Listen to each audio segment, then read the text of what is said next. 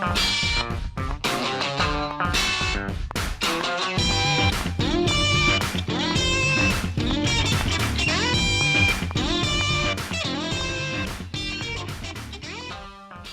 we got to thank Peter Trulin for that funky intro music that we get to listen to every week here on the Rec Poker podcast. Puts a smile on my face every time.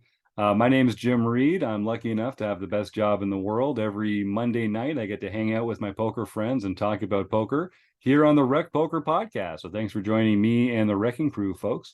I got to thank the Running Aces Hotel, Racetrack, and Casino because without their support, things would be a lot tougher around here. They're our sponsor, and we love them.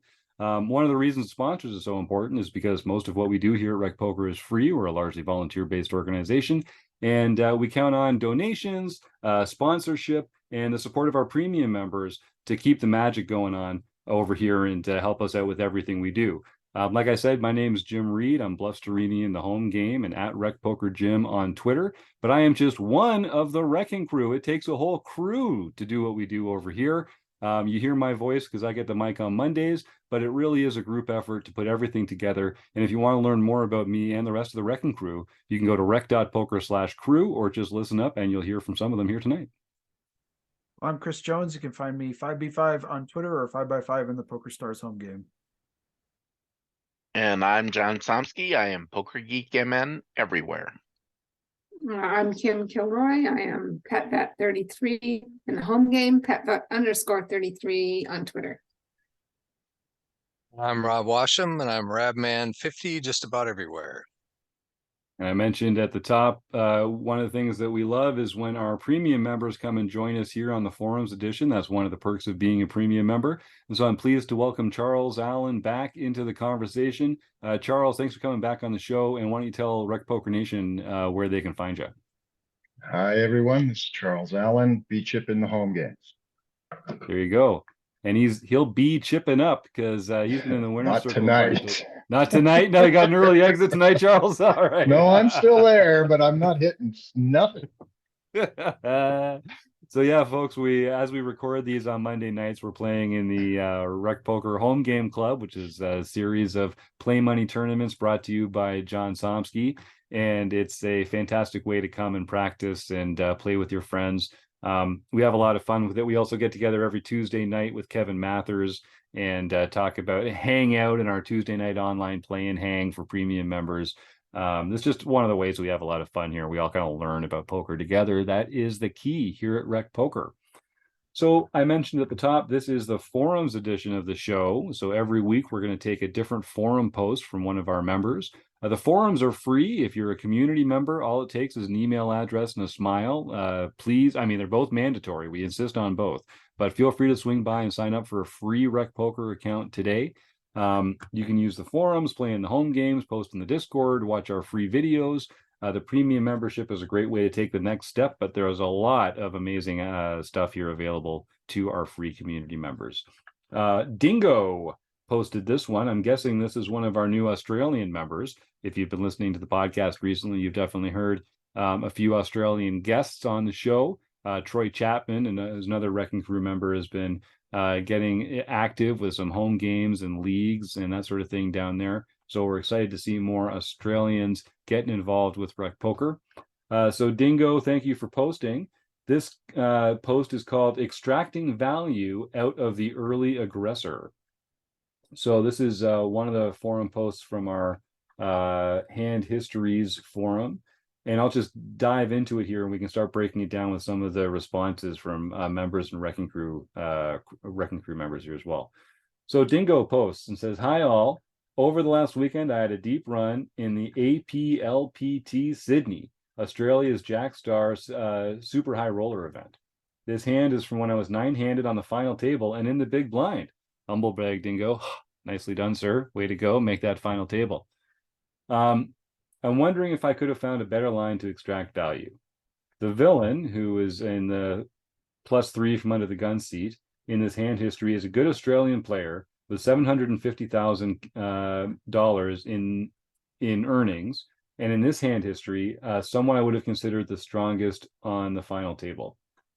So we're 9-handed. We are in the big blind with 4.2 million, holding the Jack of Hearts and the 10 of Clubs. The blinds are 40,000, 80,000 with an 80,000 ante. This early middle position player opens to 160,000, which is 2 big blinds. And we choose, it folds around to us, and we choose to call with Jack 10 off in the big blind. That seems pretty uncontroversial. Does anybody want to advocate for anything else at this point in the hand? I mean, you know, you always have 3 options. You can call, fold, or raise. This seems like we're kind of in the middle of our range. It's too good a hand to fold to a 1 big blind raise, not good enough to make a value raise, and it doesn't have a lot of the qualities we'd choose for a bluff raise. So let's just call with it and see what happens. The flop comes king, jack, ace, diamond, diamond, club. So we're going to be checking a lot on boards like this, and we do. We check. The original raiser bets 160, which is that same sizing that they chose. So it's a 2 big blind bet. We call, and the turn comes the Jack of Clubs. So we've turned trips on king, jack, jack, ace, but there's definitely better jacks out there. There's full houses. There's a straight. I don't think we should feel like we've got the nuts necessarily, but this is definitely a good card for us. As player checks, our hero here, Dingo, checks. Does anybody want to advocate for a lead here? Should we be doing that sometimes? No, I'm seeing a lot of shaking heads. So we're just going to let our opponent continue their aggression. Yeah, Rob, do you want to speak to that? Well, Here? I was just gonna say, he's shown nothing but aggression so far.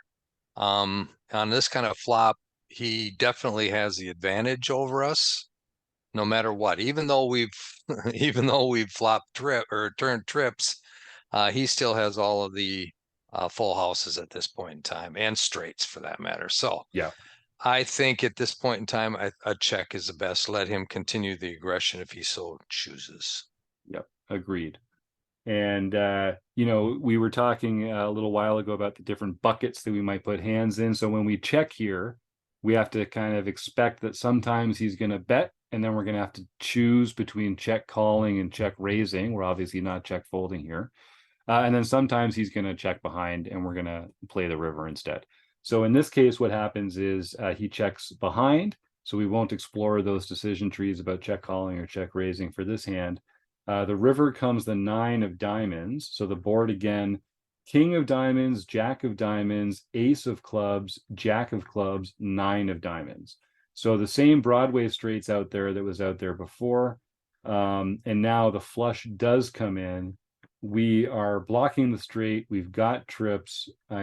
We don't have any diamonds, and it's on us. So Dingo leads 375, which must be not quite pot. Maybe pot. That actually might be a pot size bet, given that it was 160. Oh no, it's about No, half it's pot, about right? it's about a little less than half pot. Yeah, that's The right. pot's It was 760,000 at this time, and he point. bet in 375, so it's a little less than half pot.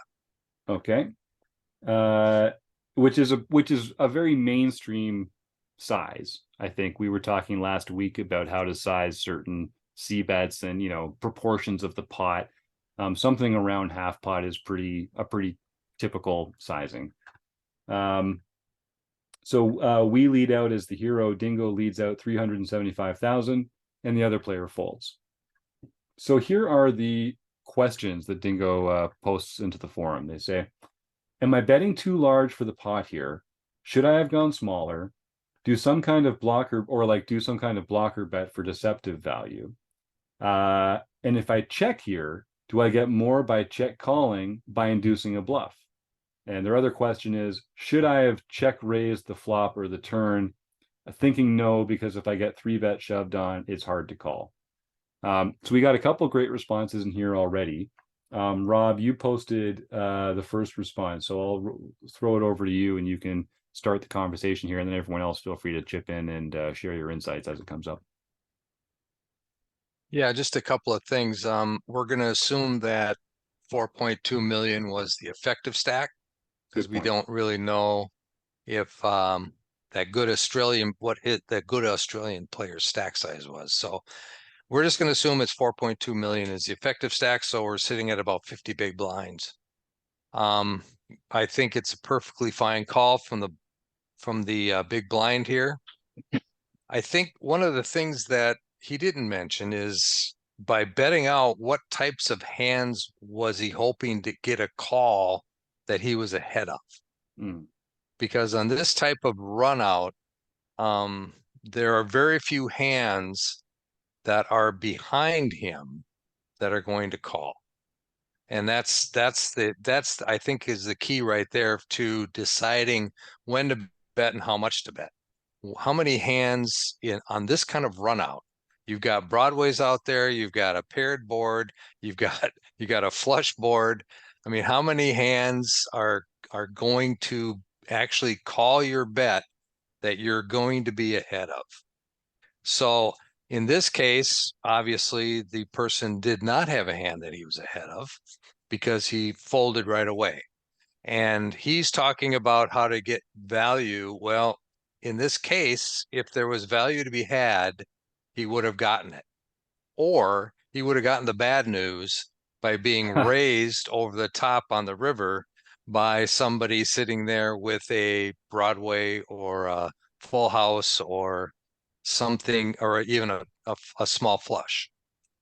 So I don't think there's any value to be gotten, is what I'm saying here. And I don't think there's any time there should have been a check raise at all on this type of board.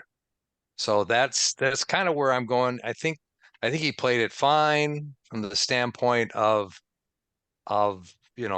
he did win the hand. He didn't let go of any of his equity, but I don't think there was any more equity to get or any more value to get from the hand than what he already got. John Somsky. Yeah, I think actually against an aggressive player, the best way to get value on this board is by bluff catching. So you just have to check and then evaluate whether or not you should call, because this is a scary board, even with trips. So I really think the best way to get value is the way you did it. It just didn't happen to work out that time. But I don't think there should have been a bet or a raise anywhere in there. Yeah, I really like Rob's point about having a value target. So this is something we talk about here a lot, whether it's bluff targeting or value targeting. Dingo, you're definitely thinking a lot about your own hand, the absolute value of your hand. And what Rob's getting at is in your opponent's range, kind of what are the hands that are worse than yours that are going to call here? So, you could make an argument for a hand like ace king that's got top two pair. I don't know if many worse hands than that are going to call because it's such a scary board. Paired board, flush is in, straight is in. And you've showed interest in the hand by coming along since the flop. So that's one value target that we could have. And yeah, I've got a couple other things to add, but Chris, why don't you jump in here and then we can kind of get back to some of this other stuff at the end. I might be, I kind of like a bet here. I like going for value here. And in fact, I don't think like one of the things that the player I think is questioning is like, did I make a mistake by not extracting value? And I like Rob's point about you really didn't make any because I can't see doing anything else besides down to the river. The only thing, because like we can't check raise bottom pair on the flop. That's just suicidal. Totally. We can't really lead. I mean, we could lead when the jack comes, but I don't know. Like I want to let this player keep going. I don't think we should be. So I like the check on the turn. Once we get to here, once they've bet small, c-bet once, and then checked the turn back to us, I like a bigger bet than what we put out there. And I'll tell you why. I think we can still capture value from a lot of ace X that I think we'll call a bigger bet here.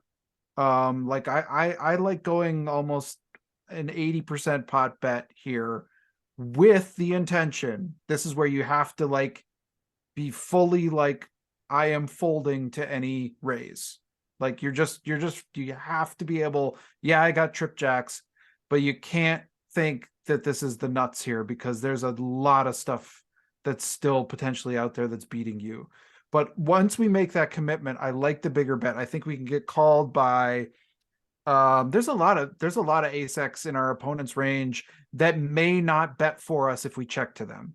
Like if they have ace queen, ace 10, ace, all the ace X suiteds down, even ace, ace 9 is getting counterfeited, so it's just it doesn't feel that good about the 9. I think those are probably checking back on this very scary board, but are probably going to call a decent sized bet as well to bluff catch. And that's what I'm trying to capture value from. Yep.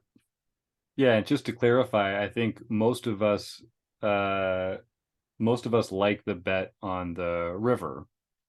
We can quibble over the size there. Sorry, Chris, jump back in. Oh, but I mean, it is true that we have, like, to John's point, it is true that if we check and allow the player to sort of bluff at this, but the problem with this board, it is true that that's a good way to capture value. The problem with this board is that the best bluffs are going to be like, I guess, single diamonds or queen X. It's hard to find a lot of really good bluffs, unless they're going to turn a king into a bluff, but I don't know if they are. No, and I think, when John was talking about sort of giving them enough rope to hang themselves, I think on the turn, by checking, we give them an excellent bluffing opportunity.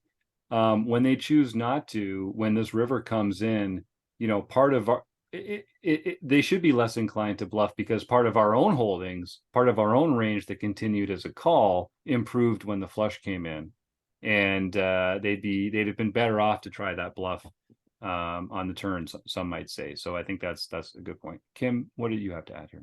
I'm just wondering if we ever lead the turn here, Mhm. just because. I mean, there's a lot of scare cards for our opponent that can come on the river. I Yep. don't know. I think it's just against certain opponents. Like, I think the more aggressive our opponents are, the more I like checking. And then the stickier and more passive our opponents are, the more I like betting. Because they might put us on some of those semi-bluff hands there when the jack pairs and we're trying to get some folds.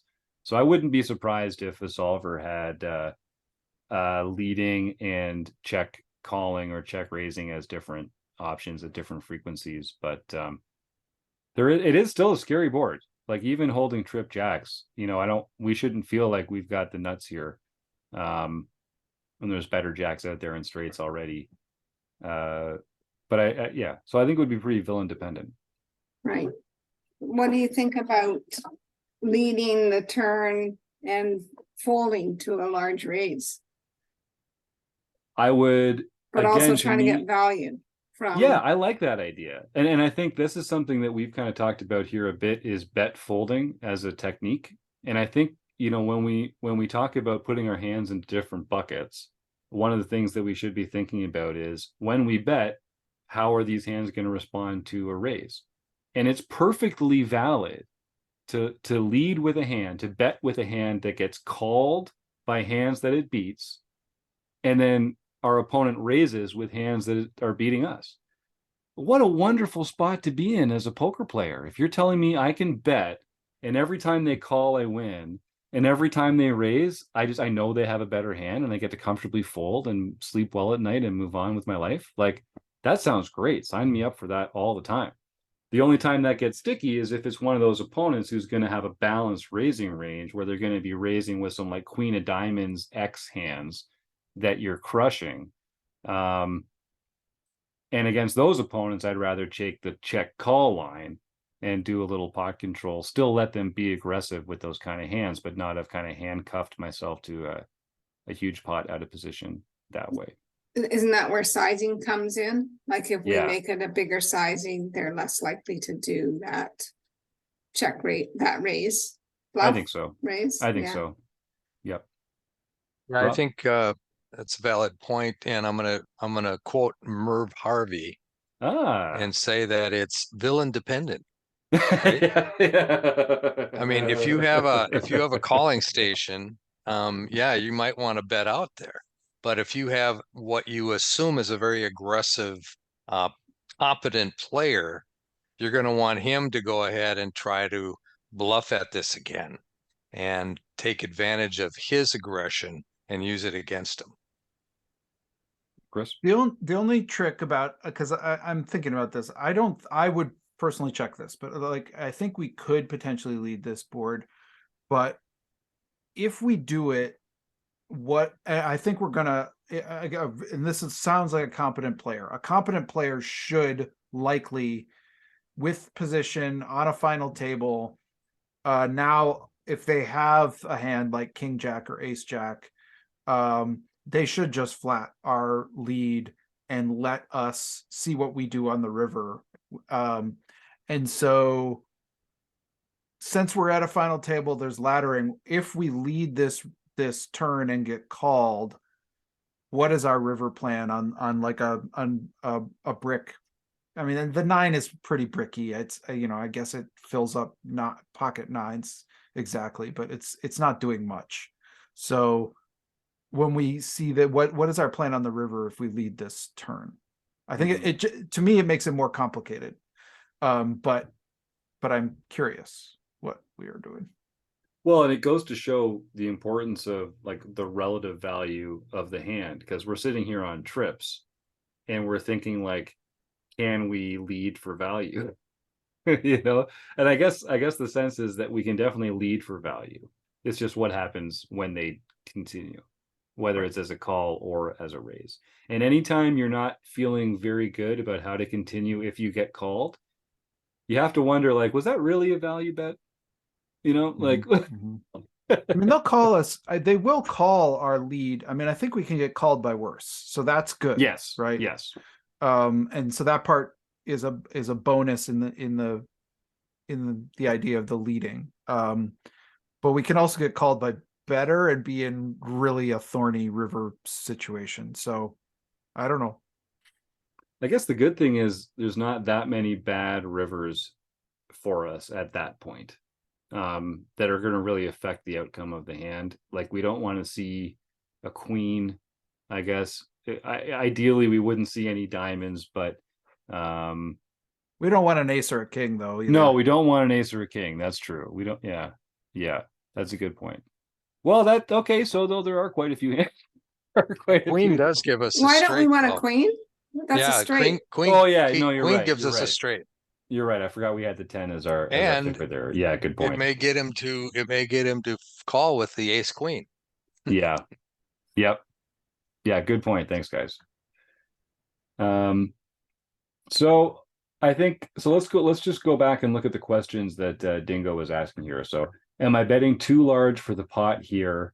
I think no. The answer is no. If you're going to be betting like this, get value from those hands that are going to call.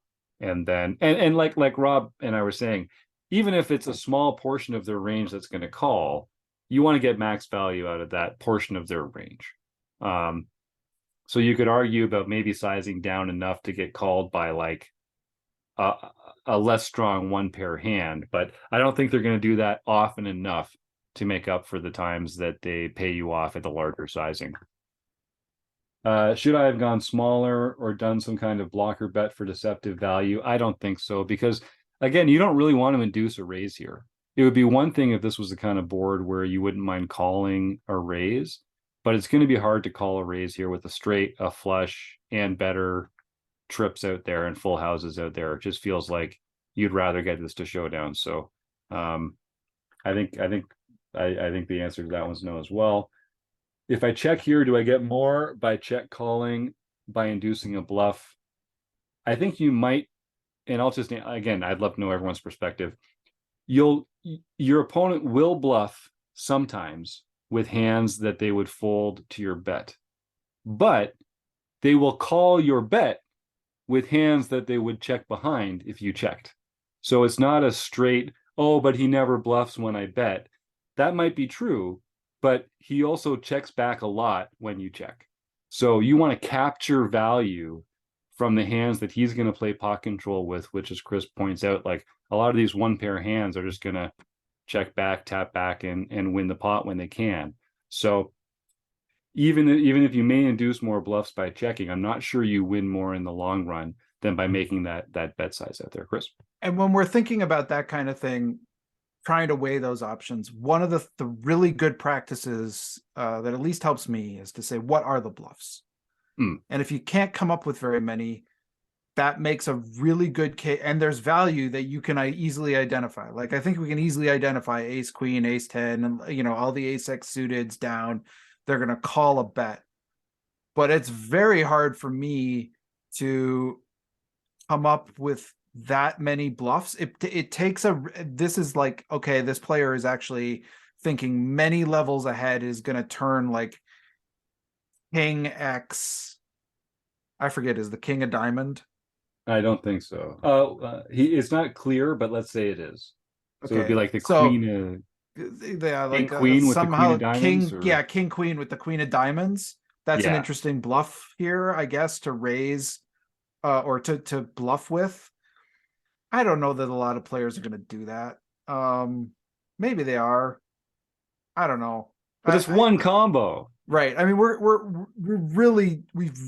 to me, you have to search pretty far and wide on this board to find bluffs that are gonna. It's more about if we think we can get them to bet those like holdings like ace 10. What are they going to do with ace 10? That's are they going to call a bet, or are they going to bet themselves? And I think they're going to call more than they're going to bet. Yeah. It's actually 3 combos. Excuse my sloppy math there for a second, but yeah, and also, like, you got to put yourself in their shoes. What's their value target going to be with a hand like ace 10? Are they going to get called by a worse ace? Are they going to get called by king X? We've just spent this whole time talking about how scary this board is. So I think that's another aspect to that decision. Yeah, Rob? I was just going to say, one of the comments I made was, when he checks back on the turn, that kind of tells you that he's not that strong. And he may be just trying to get to a cheap showdown. So, you know, he might have a 1 pair hand, or he might have been just betting his range on that type of flop. The minute our hero calls, he realizes that our hero has connected with this flop in some way also. So he could have been sitting there with a pair of pocket eights. Could have been sitting there with, you know, a hand like 10-9 suited. And he's just betting his range here. So then when the turn comes, he's just gonna, you know, take it easy, see if he can get to a cheap showdown and find out where he's at. So I don't think there was much value to get. And again, that's what we ended up with at the end, is there wasn't any value to get there. He was just making a play with his range. This is a flop that you're going to bet 100% of the time as the pre-flop aggressor in position. You're going to bet this 100% of the time. I would have probably, in his position, probably bet much bigger than he did. He bet very small. I probably would have been in the 60 to 75% pot range. But either or, he did bet. He should have bet with his entire range. Yeah, I think that is the part of this post that I think is one of those maybe learning lessons for everybody out there. And I see this a lot. There is an assumption, I think, sometimes, and I see this with, actually usually see this with even stronger holdings. Like, let's say we had ace jack on this board, right? And we now have a full house, and we're like, how do I get value? I didn't get value. I must have made a mistake. But no, sometimes you have an immensely strong hand, and your opponent has nothing, and you're not going to get any value. And you can try to get them to bluff, but a lot of players just give up when they have garbage, right? And so sometimes there's no value to get, and that doesn't mean you made a mistake. Yeah, great point. It takes two to tango. No big pots, or unless someone's, getting very aggressive as a bluff line, you're not going to see a lot of big pots where only one person has a strong hand. It's just someone needs a second best hand in order for you to get paid.